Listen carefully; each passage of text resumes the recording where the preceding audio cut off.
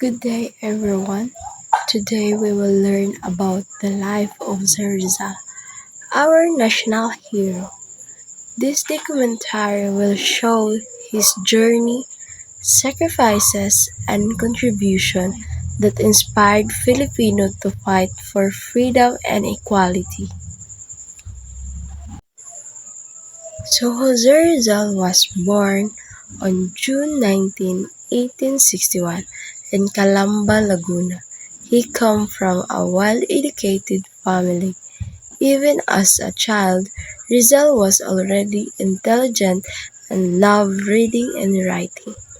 His mother became his first teachers and inspired him to value education. Rizal continued his studies in Spain and other countries in Europe. He studies medicine because he wanted to cure his mother's illness. While abroad, he witnessed freedom and equality, which inspired him to fight against Spanish abuse in the Philippines. Rizal using his writings to expose the abuses of the Spanish government and fears. His famous novels, Noli Me Tangere and El Filibusterismo, awakened the nationalism of Filipinos. Instead of using violence, Rizal believed that education and peaceful reform could change society.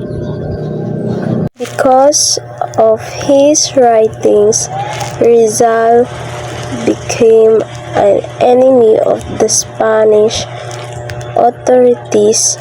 He was arrested, imprisoned, and eventually sentenced to death. Because of his writings, Rizal became an enemy of the Spanish authorities.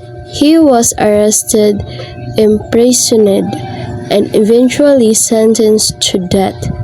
Before his execution, he wrote his famous poem, Mi Ultimo Adios, expressing his love for the Philippines. On December 30, 1896, Jose Rizal was executed in Bagumbayan, now called Lunita Park.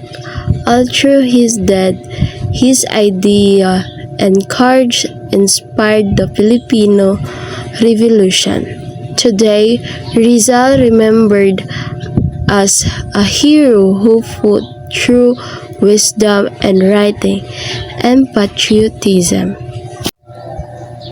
Rizal's values are still important today. He taught us to love our country, value education, and fight for thought peacefully.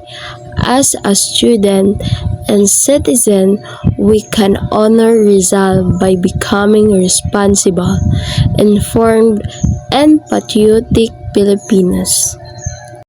Dr. Jose Rizal may be gone, but his legacy continues to inspire every Filipino generation.